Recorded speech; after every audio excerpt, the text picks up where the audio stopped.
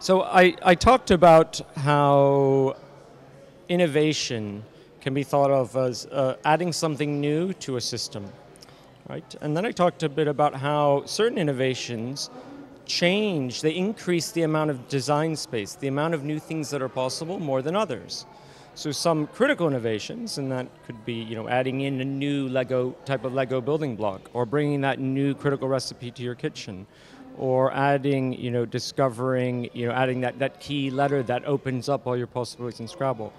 So I think creativity, the creative act, is finding that innovation, finding that change to the system, which increases the possibilities of design a lot.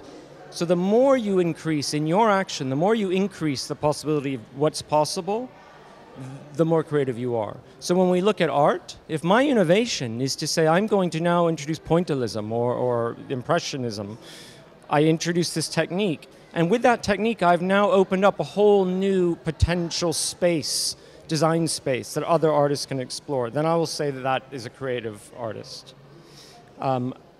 Now, in terms of measuring that, how do you measure that?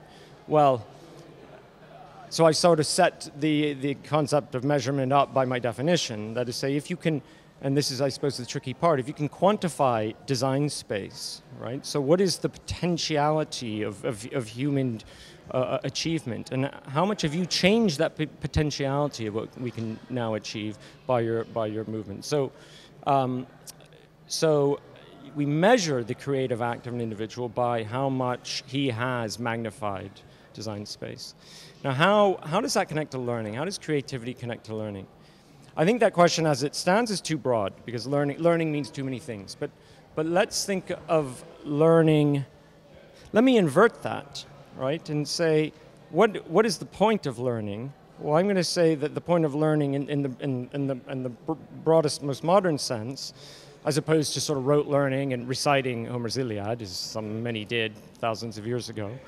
The point of learning, I would say, is to prepare people to engage in those creative acts and increase and disrupt the universe, disrupt the design space that others can interact in. So in that sense, the best learning gears us to be creative.